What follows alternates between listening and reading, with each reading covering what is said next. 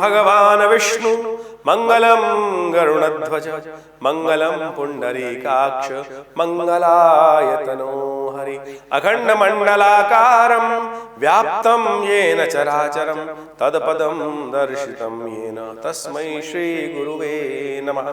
नमस्कार, स्वागत है आपका आचार्य वाणी में। मैं आचार्य डॉक्टर विक्रमादित्य आपके साथ हूँ। 25 तारीख को चंद्रमा जो है वो वृषभ राशि में प्रवेश करेंगे, आपके पंचम भाव में प्रवेश करेंगे।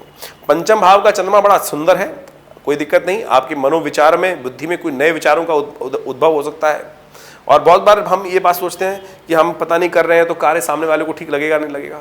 एक बात समझ लीजिए, इतना सुंदर योग बनने वाला है इन 2-3 दिनों में कि कोई आपसे ईर्ष्या करेगा तो उसका ही नुकसान होगा। तो इसलिए आप अपने चाल में मस्त रहिए। वो कहा गया है ना, हाथी चलत बाजार में। तो आगे की स्थिति आप समझिए, अपने कार्यों में अपने अनुसार से काम करने का प्रयास कीजिए।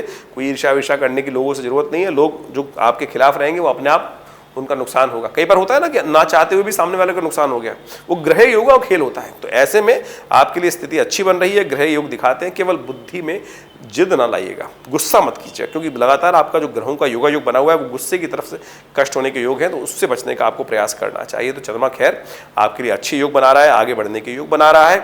तो आगे आप बात करें, ऐसे में नवरात्र का सुंदर अवसर तो चल ही रहा है। हमने भी विवेकानंद योगाश्रम में विशेष तौर पर बड़ा सिद्ध यज्ञ रखा है नवरात्र में, सहस्त्र चंडी महायज्ञ। जैसा हम आपको बताते हैं कि भगवती की श्री विग्रह जो है वो मुल्तान से आई थी 1947 में, वहाँ प्रतिष्ठित है और उनके सानिध्य में बहुत विशाल सहस्त्र चंडी महायज्ञ का आयोजन है। आप भी उस यज्ञ में भाग लेकर माँ भगवती की कृपा प्राप्त कर सकते हैं। तो 28 तारीख तक इस प्रकार के योग रहेंगे, लेकिन 28 तारीख में ग्रहों का परिवर्तन जो है वो थोड़ा सा आपको सावधान करते दिखाई दे रहे हैं। चंद्रमा जो है वो मंगल के साथ आपके छठे भाव में चले जाएंगे और वो रहेगा सुबह सुबह का समय। 28 तारीख को सुबह 4:28 पर चंद्रमा का परिवर्तन जो दिखाई दे रहा है मिथुन राशि में, वो थोड़ा सा भारी है। तो उसके लिए थोड़ा सा ध्यान रखते हुए आपको काम करने की ज़रूरत है। विचारों को थोड़ा ध्यान रखें, सेहत का ध्यान रखिएगा और विशेष तौर पर अपने इमोशंस का ध्यान रखते हुए काम करें।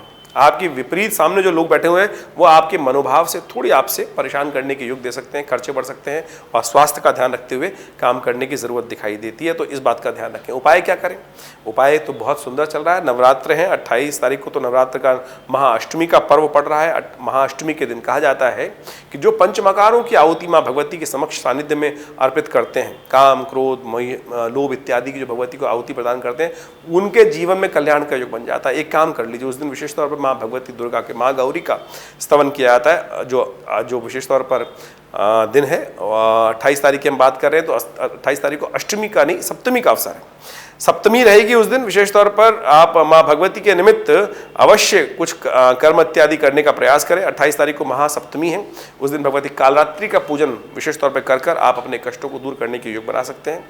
और माँ भगवती का विशेष तौर पर शहद के द्वारा अभिषेक करने से कहा जाता है समस्त प्रकार के कष्ट दूर होने के योग बनते हैं, शत्रु भी क्षय हो जाते हैं। तो उस दिन जो ग्रह योग कर रहे हैं उससे पहले ये उपाय कर लीजिए, आपके जीवन में कष्ट दूर करने के अवसर प्राप्त होंगे। इसी प्रकार से 30 तारीख तक का समय जो है, जो आपके लिए 28, 29, 30 जो है वो थोड़ा सा दिखाई कष्ट वाला रहेगा, लेकिन 30 तारीख को बड़ा सुंदर योग बन रहा है। चंद्रमा आपके जो हैं वो विशेष तौर पर कर्क राशि में प्रवेश करेंगे और उसके साथ साथ ग्रहों का योग भी अच्छा बनेगा। उस दिन रामनवमी है और उस दिन रामनवमी जो है और साथ साथ महानवमी भी है। तो माँ भगवती का विशेष तौर पर पूजन कर, कन्या पूजन करें। माँ भगवती दुर्गा के निमित्त दुर्गा सप्तशती का यज्ञ यदि कर सकें तो बहुत सुंदर है।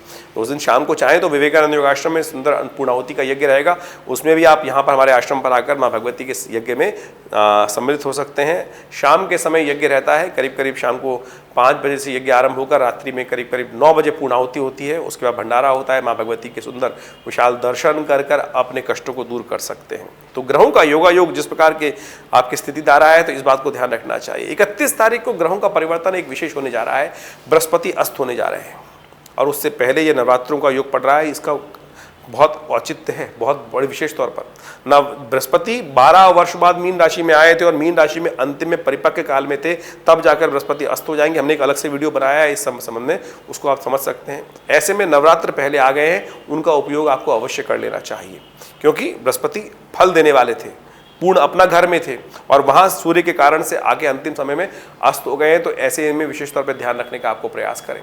तो ये नवरात्र उसी लिए आए हैं देव कृपा से कि आप होने वाले कष्ट को दूर करने के लिए इसका उपयोग कर लीजिए, कल्याण के योग बनेंगे। आपके मन में कोई प्रश्न हो तो आप व्हाट्सएप के माध्यम से हमें भेज सकते हैं और आप उसका निदान जानने के लिए कुछ दिन वेट कर वो अवश्य व्हाट्सएप को जो है, जो उससे आपका प्रश्न का हल अवश्य हम भेजेंगे।